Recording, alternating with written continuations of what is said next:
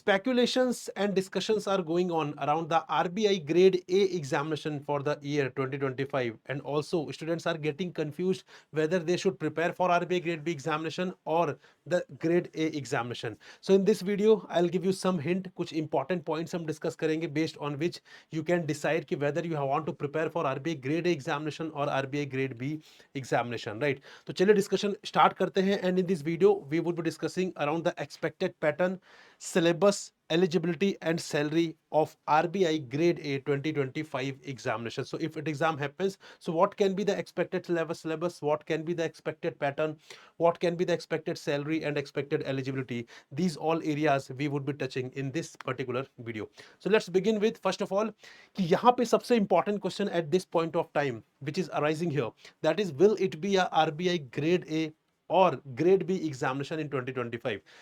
Now the important part is कि why this question is arising, ऐसा question क्यों हो रहा है, अभी तक क्यों नहीं था, अब इस ईयर ही 2025 के लिए ही why this question is being arising, कि यहाँ पे बेसिकली ग्रेड ए एग्जामिनेशन होना है या ग्रेड बी एग्जामिनेशन हो रहा है. The thing is guys, recently you might have heard about the RTI reply where it is clearly mentioned that 1399 vacancies are vacant in grade A position.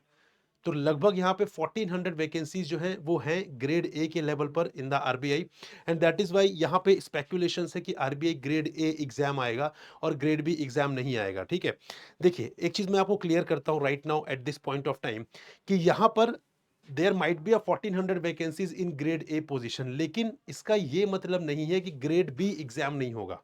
Right, इसका ये मतलब नहीं है, इसका कहीं से भी इस तरीके से कंक्लूजन या एनालिसिस नहीं निकाला जा सकता कि ग्रेड बी का एग्जाम नहीं होगा.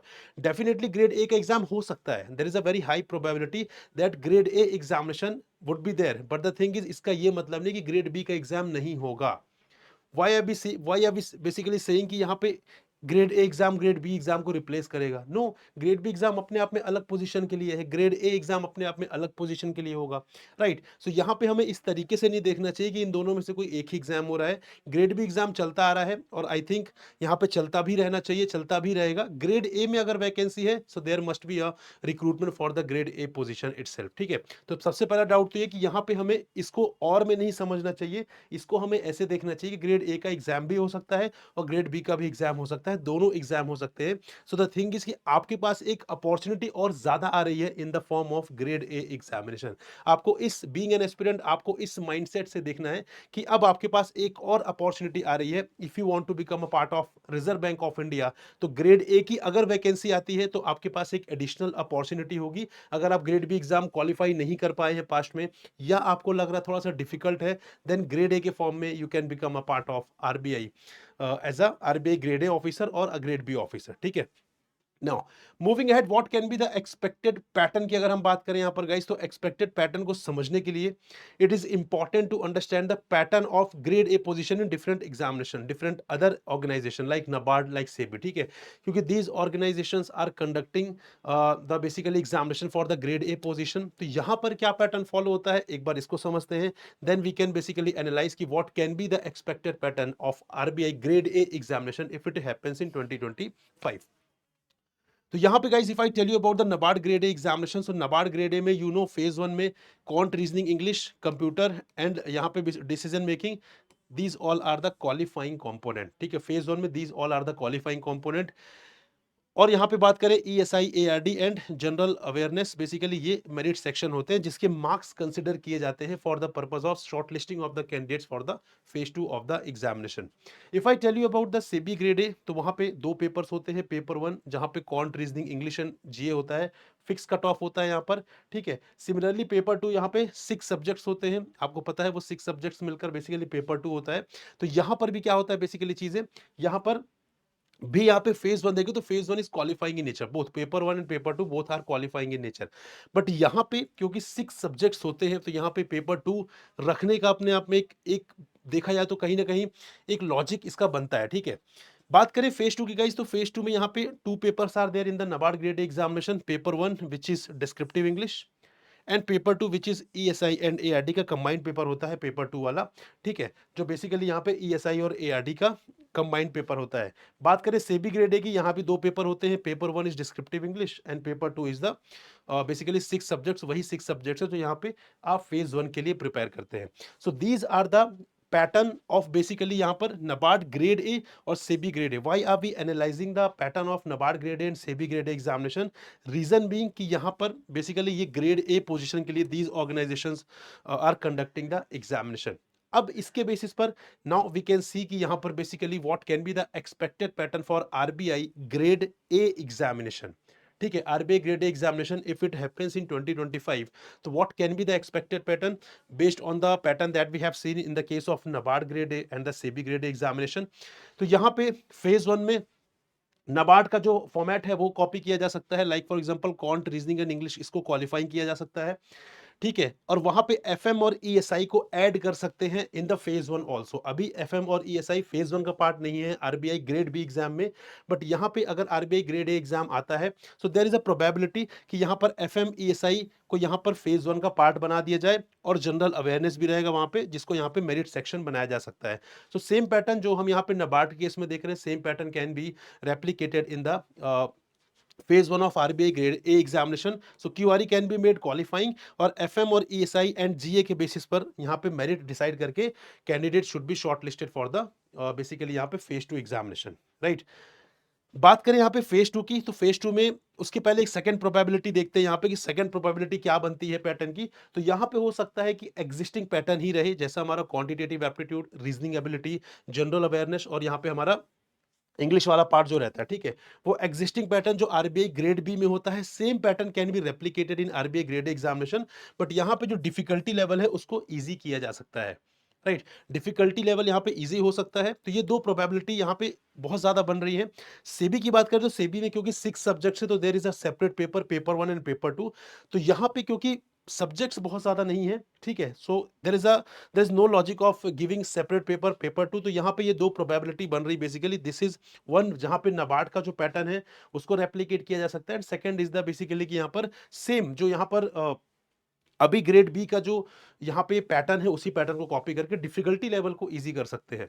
सेकंड यहाँ पे बात करें फेज 2 एग्जाम की, तो फेज 2 में यहाँ पे गाइस करंटली क्या है? अभी करंटली तो आपको पता है कि पेपर 3 पेपर्स होते हैं, paper 1, paper 2 and paper 3, that is English, FM and ESI, right.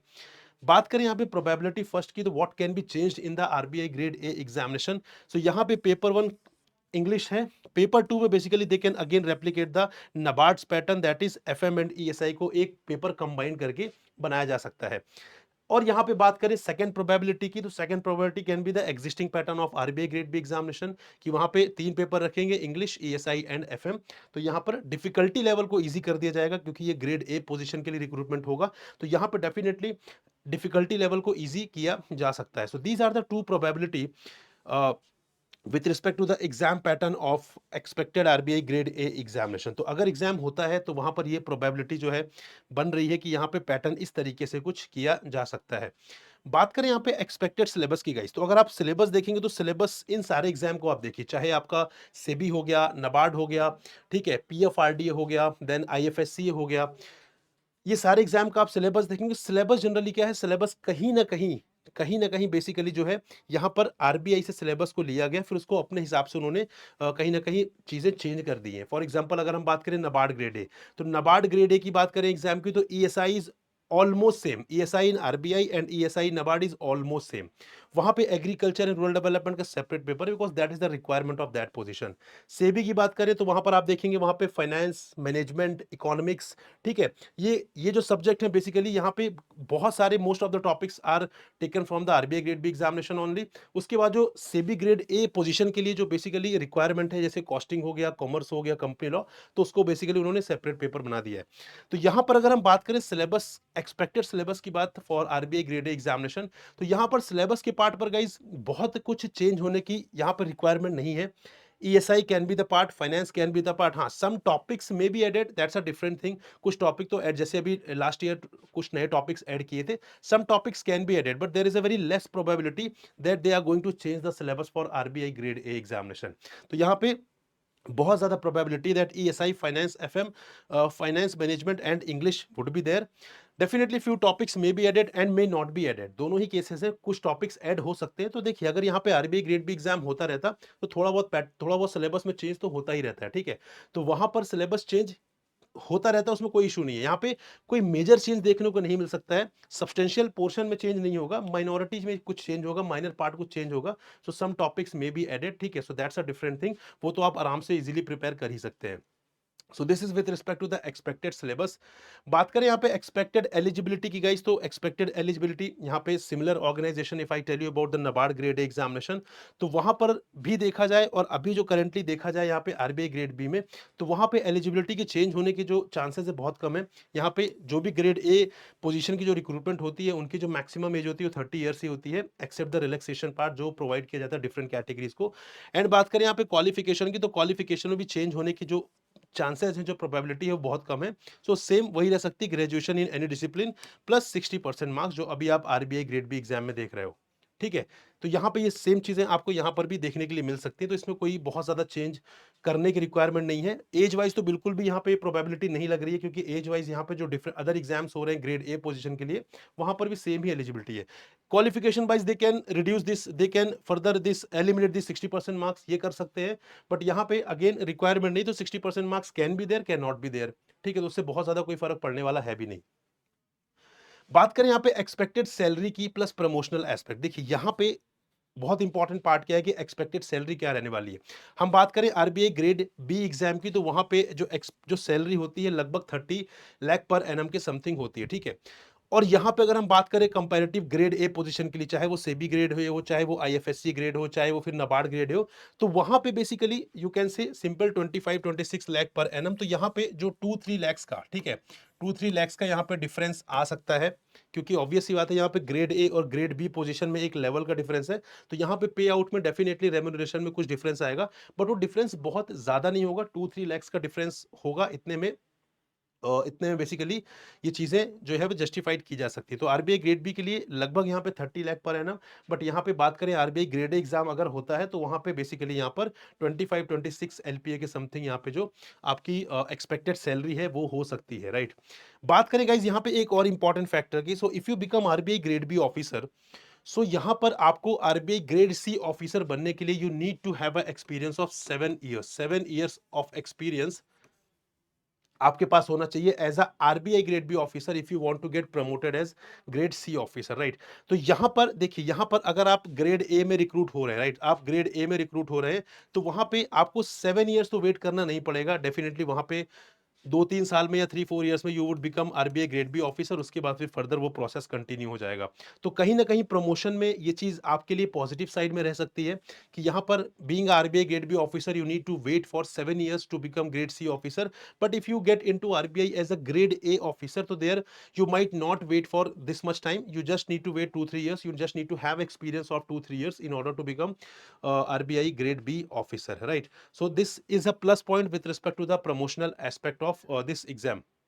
Now guys, अब सबसे important part, what is the conclusion of overall this discussion guys. तो यहाँ पे कंक्लूजन यही है जो मैं आपको बताना चाह रहा हूं, कि यहाँ पर ऐसा हमें नहीं देखना चाहिए कि आरबीआई ग्रेड बी का एग्जाम होगा या ग्रेड ए का एग्जाम होगा, ठीक है। हमें उसको ऐसे देखना चाहिए कि ग्रेड बी का एग्जाम तो हो रहा है, that can be continued, grade A का exam is an additional opportunity that you can have in the form of, if you want to become RBI, is if you want to become a part of RBI, then there is an additional opportunity in the form of RBI grade A examination, ठीक है।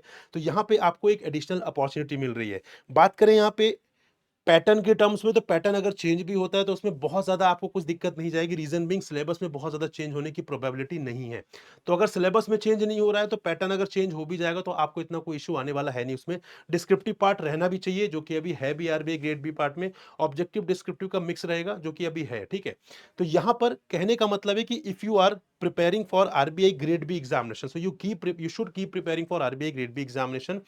Reason being कि यहां पे आपको इस चीज की surety है कि आरबीआई ग्रेड बी एग्जाम होता आ रहा है और आगे भी होगा, राइट। तो it is better for you to prepare for RBI grade B examination at this point of time when you do not have clarity with respect to RBI grade A examination. अगर grade A examination होता है तो आप already preparation तो कर ही रहे थे, क्योंकि सिलेबस में बहुत ज़्यादा कोई ड्रास्टिक चेंज होगा नहीं, तो ऑलरेडी आप वहाँ पे ग्रेड ए की प्रिपरेशन कर सकते हो। उसमें ऐसा कोई बहुत बड़ा कोई चैलेंज नहीं आने वाला, ठीक है? पैटर्न के टर्म्स में चैलेंज आएगा, that's not an issue. If syllabus is same, pattern change हो भी जाएगा तो कोई बहुत ज़्यादा आपके लिए फ़र्क पड़ेगा नहीं। तो अभी के लिए जो बेस्ट थिंग है that you can do is keep preparing for RBI grade B examination. And if you haven't started the preparation, guys, do start the preparation for RBI grade B examination. If grade A examination comes, in that case आप वहां पे grade A exam की preparation भी कर सकते हैं, B भी यहाँ पे कर सकते हैं, ठीक है? दोनों एग्जाम हो सकते हैं, ऐसा बिल्कुल भी नहीं कि ग्रेड ए होगा तो ग्रेड बी नहीं होगा, ग्रेड बी होगा तो ग्रेड ए नहीं होगा, इस तरीके से देखना नहीं चाहिए। रादर दोनों ही एग्जाम हो सकते हैं। अगर वैकेंसी दोनों ही केस में है, दोनों ही ग्रेड में है, तो वहां पे दोनों एग्जाम हो सकते हैं, ठीक है? तो उसमें ऐसा कोई इतना बहुत बड़ा पैनिक क्रिएट करने की जरूरत नहीं है कि मुझे इनमें से किस एग्जाम की प्रिपरेशन करूं। अगर ग्रेड ए भी होता है फॉर एग्जांपल, तो सिलेबस क्योंकि यहाँ पे बहुत ज्यादा सेम रहेगा, सिमिलर रहेगा, ठीक है? पैटर्न के टर्म्स में कुछ चेंज हो सकते हैं, but that not an issue, right? So this is the crux of the discussion guys, कि आपको प्रिपरेशन करते रहना चाहिए।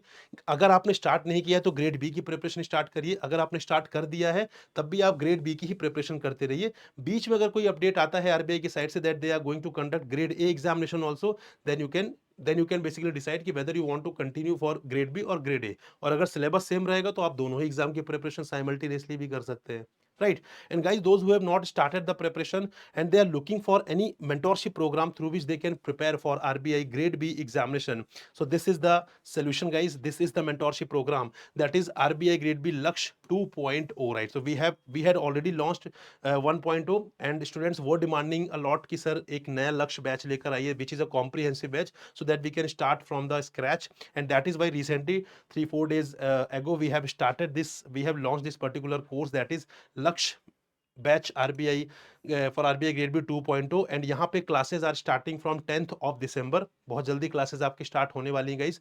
तो classes are starting from 10th of December guys, और यहाँ पे things will be covered in a very comprehensive way. बहुत ही कॉम्प्रिहेंसिव तरीके से यहाँ पे चीजें कवर करने वाले हैं, क्योंकि यहाँ पर our focus is not to complete the syllabus only, right? Not to complete the syllabus only, rather we are focusing on conceptual understanding, because if you have seen the paper of RBI grade B phase 2 this year, so वहां पे you might have got to know one very important thing, that cramming will not help you a lot, ठीक है? Cramming बहुत ज्यादा help नहीं करेगी आपकी। आपको वहां पे कहीं ना कहीं सॉरी, आपको कहीं ना कहीं कंसेप्चुअल अंडरस्टैंडिंग पर फोकस करना पड़ेगा। And that is why as a part of this Laksh Batch 2.0, we are focusing on conceptual understanding plus foundation building plus knowledge enrichment, because you might not be from the finance background, you might not be from the economics background, you might not be from the commerce background. And guys, keeping this in mind, we are starting the classes so that we can focus on your foundation building, on conceptual understanding. Because do not think like I have to just clear the examination. The time that you are going to devote 6 months, 7 months, guys, keep this in mind, that in this time you have to clear the exam, definitely that is an ultimate goal, but along with that you have to gain knowledge also, because the knowledge that you would be gaining in this period of 6-7 months, guys, this knowledge will help you forever, this knowledge will be with you forever, ठीक है? आपकी life में भी, आपके career में भी definitely यहाँ पे आपकी हेल्प करने वाला है। And this is our objective. बहुत सारे स्टूडेंट्स होते हैं, सर मैं साइंस बैकग्राउंड से हूँ, मैं आर्ट्स बैकग्राउंड से हूँ। Guys, if you are becoming the part of this course, so यहाँ पे आपको प्रायर नॉलेज की जरूरत नहीं है, because we are starting the things from very scratch, ताकि हम आपको एक अंडरस्टैंडिंग डेवलप कर सके, then we will take you to the requirement of the examination, so do not worry. So यहाँ पे कॉम्प्रिहेंसिव कोर्स है, वी आर नॉट सेइंग कि we would complete the course in 1 month or 2 month, that is not possible in case of RBI grade B examination. And also guys, यहाँ पे this is not the only thing that you will get as a part of this. जब भी इसके बाद course के बाद जब revision batch होगा, क्रैश कोर्स जब यहाँ पे लॉन्च होगा, तो आपको उन सबका एक्सेस रहेगा if you are a part of this Lakshya batch. So that's a good thing कि आपको रिवीजन भी हमारे साथ करने का मौका मिलेगा। क्रैश कोर्स में भी आप एक बार फिर से रिवीजन कर सकते हैं हमारे थ्रू, ठीक है? तो इस कोर्स का पार्ट बनने सिर्फ ये चीज नहीं मिल रही, इसके साथ मल्टीपल थिंग्स और आपको मिल रही हैं। 550 plus live classes you would get, 220 plus mock test, one on one mentorship would be provided guys, which is a very very important part. whenever you feel low in confidence, whenever you feel lost in the preparation, you can get connected with anyone whom you want to connect, with any mentor whom you want to connect. And descriptive answer writing, very very important thing guys, phase 2 की बिल्कुल जान है descriptive answer writing, तो यहाँ पर हम बहुत ज्यादा फोकस करने वाले हैं। You would also get interview guidance program, ठीक है? तो यहाँ पे बहुत सारी चीजें और एडिशनल भी आपको मिलेंगी। So this is one of the best platform I can say through which you can prepare for RBI grade B 2025 examination. And if you are worried कि सर अगर आरबीआई ग्रेड ए एग्जाम आया, तो I told you कि आएगा तो syllabus में बहुत ज्यादा चेंज होने के चांसेस नहीं है। So same preparation will help you for preparing the RBI grade A examination as well. So do not worry guys, यहाँ पे this can be basically helpful for preparing grade B also, grade B also as well as grade A also, ठीक है। So do not worry about कि यहाँ पे grade ए आ गया तो फिर मैं कैसे करूंगा, तो यहाँ पे you can prepare for the grade A examination also with the help of this course. So link of the course, link of the Lakshya batch is given in the description guys, do check the link, do check all the deliverables that we are providing here. And one very important thing guys, being a aspirant I can understand one very important thing कि यहाँ पर resources are very limited with us when we prepare for any examination, because I have been a UPSC aspirant for 6+ years and I can understand this pain point. I used to think यार limited resources हैं, इस resources में अगर मुझे कोई बहुत अच्छी चीज मिल जाए so I'll be grateful, right? So वही इस चीज को ध्यान रखते हुए we are keeping the price, we are keeping the cost of the course very minimal, because we can we have a one motto कि if you are a serious aspirant, ठीक है, if you are a serious aspirant, if you genuinely want to become an officer guys, तो आपके रास्ते में cost should not be the barrier, cost should not be the roadblock, and that is why we are trying to keep the cost as minimum as we can, and we want to make the course more affordable for you. So already we are providing huge discounts, and along with that we are providing you the mechanism of coupon code which you can apply. So when you visit testbook.com, there you can see basically the coupon code facility, there you can see the discount, and when you apply the coupon, then again further you will have a drastic discount over the final prices, and that will make the course more affordable for you. So this is a kind of recognition from a company side, with companies providing to the mentor, to the educators, कि यहाँ पे अगर आप मेहनत कर रहे हैं, आपके कूपन कोड से बेसिकली कोई यहाँ पे कोर्स परचेज कर रहा है, this is the kind of recognition that company is providing. तो यहाँ पे this is my name Prakash, I hope you must know, right. तो यहाँ पे दिस इज माय नेम प्रकाश, तो आप इसको एज अ कूपन कोड भी यहाँ पे यूज कर सकते हैं, ठीक है। When you apply the coupon you can apply this name Prakash, and after clicking on the apply guys you can see कि वहाँ पे बेसिकली और ज्यादा ड्रास्टिक डिस्काउंट आपको वहां पे मिल जाएगा, and that will make the course more affordable for you. And this is my Telegram group, इसको ज्वाइन करिए। After joining this you will have a regular updates regarding the important session, important examination update, तो वो चीजें आपको regular basis पे मिलती रहेंगी। So guys classes are starting from 10th, so late मत करिए, जल्दी से कोर्स को सब्सक्राइब करिए, और मिलते हैं क्लासेज में, फिर वहां पे चीजें बिल्कुल स्क्रैच से रियलिस्टिक एग्जाम्पल के साथ लेमन लैंग्वेज में चीजों को कवर करते हैं। So this is all with respect to today's video, I hope you love the discussion, और फिर मिलते हैं क्लास में guys. Till then good bye and happy learning friends.